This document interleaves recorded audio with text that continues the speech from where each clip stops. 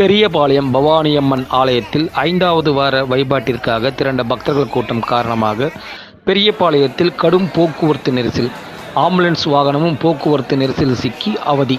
திருவள்ளூர் மாவட்டம் பெரியபாளையத்தில் அமைந்துள்ள அருள்மிகு ஸ்ரீ பவானியம்மன் திருக்கோவில் சிறப்பு வாய்ந்தது.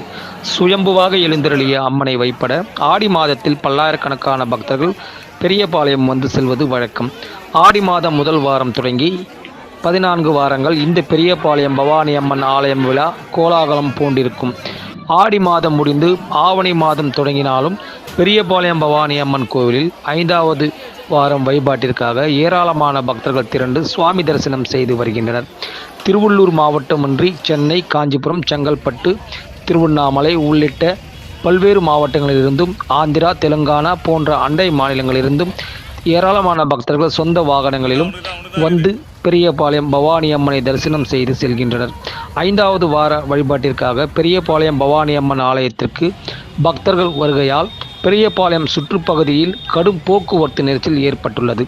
இதனால் கோவிலுக்கு வந்த பக்தர்கள் மட்டுமின்றி அவ்வழியே வாகனங்களில் சென்ற பொதுமக்களும் கடும் சிரமத்திற்கு உள்ளாகி வருகின்றனர். போக்குவரத்து நெரிசலுக்குள் அவ்வழியே சென்ற ஆம்புலன்ஸ் வாகனமும் ஒன்று சிக்கிக்கொண்டு கடும் அவதிக்குள்ளானது. நீண்ட தூரம் காவலர் ஒருவர் ஓடி சென்று ஆம்புலன்ஸ் வாகனத்திற்கு வழி ஏற்படுத்தி அங்கிருந்து அனுப்பி வைத்தனர். மேலும் பவானியம்மன் ஆலயத்திற்கு வரும் பக்தர்கள் கூட்டத்தால் கடும் போக்குவரத்து நெரிசலும் ஏற்பட்டுள்ளது. இதனால் அப்பகுதியில் கிடப்பில் போடப்பட்டுள்ள புறவழிச்சாலை பணிகளை அரசு மேற்கொள்ள வேண்டும் என பக்தர்கள் கோரிக்கை விடுத்துள்ளனர்.